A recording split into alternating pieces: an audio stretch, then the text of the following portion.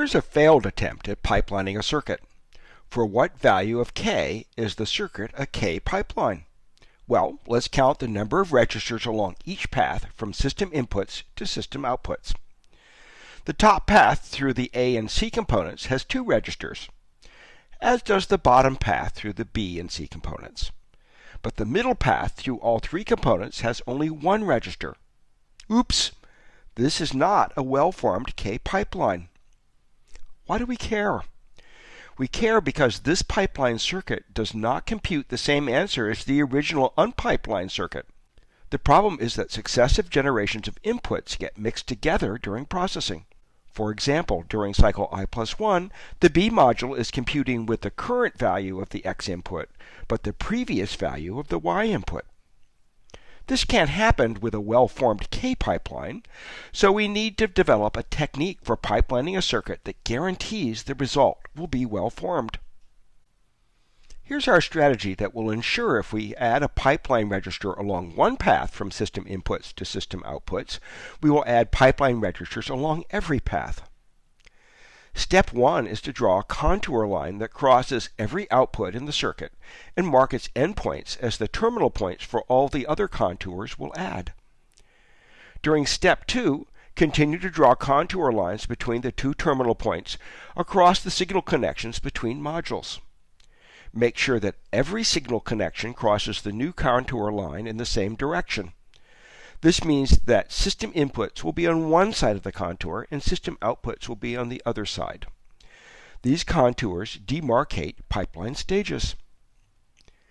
Place a pipeline register wherever a signal connection intersects the pipelining contours. Here we've marked the location of pipeline registers with large black dots. By drawing the contours from terminal point to terminal point, we guarantee that we cross every input-output path, thus ensuring our pipeline will be well formed. Now we can compute the system clock period by looking for the pipeline stage with the longest register-to-register or input-to-register propagation delay. With these contours and assuming ideal zero-delay pipeline registers, the system clock must have a period of 8 nanoseconds to accommodate the operation of the C module. This gives a system throughput of 1 output every 8 nanoseconds.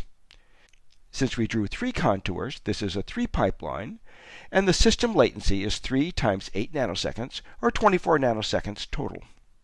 Our usual goal in pipelining a circuit is to achieve maximum throughput using the fewest possible registers. So our strategy is to find the slowest system component, in our example the C component, and place pipeline registers on its inputs and outputs. So we drew contours that passed on either side of the C module. This sets the clock period at 8 nanoseconds, so we position the contour so that the longest path between any 2 pipeline registers is at most 8. There are often several choices for how to draw a contour while maintaining the same throughput and latency. For example, we could have included the E module in the same pipeline stage as the F module. Okay, let's review our pipelining strategy. First, we draw a contour across all the outputs. This creates a 1 pipeline, which, as you can see, will always have the same throughput and latency as the original combinational circuit.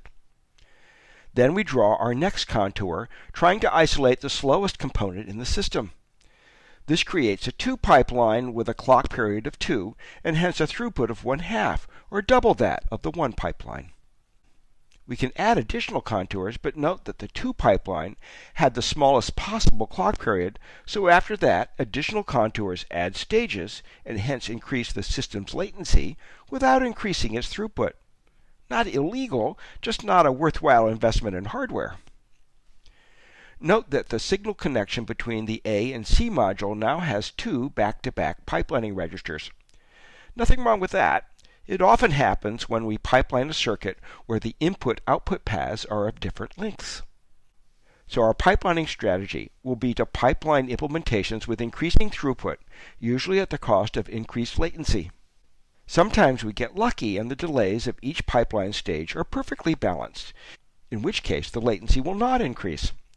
Note that a pipeline circuit will never have a smaller latency than the unpipelined circuit.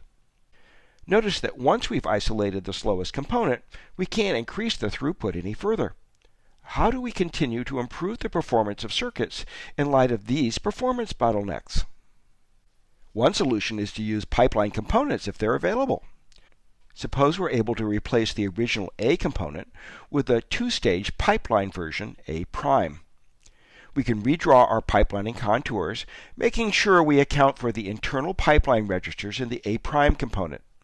This means that two of our contours have to pass through the A prime component, guaranteeing that we'll add pipeline registers elsewhere in the system that will account for the two-cycle delay introduced by A prime. Now the maximum propagation delay in any stage is 1 nanosecond, doubling the throughput from 1 over 2 to 1 over 1. This is a 4 pipeline, so the latency will be 4 nanoseconds. This is great. But what can we do if our bottleneck component doesn't have a pipeline substitute? We'll tackle that question in the next section.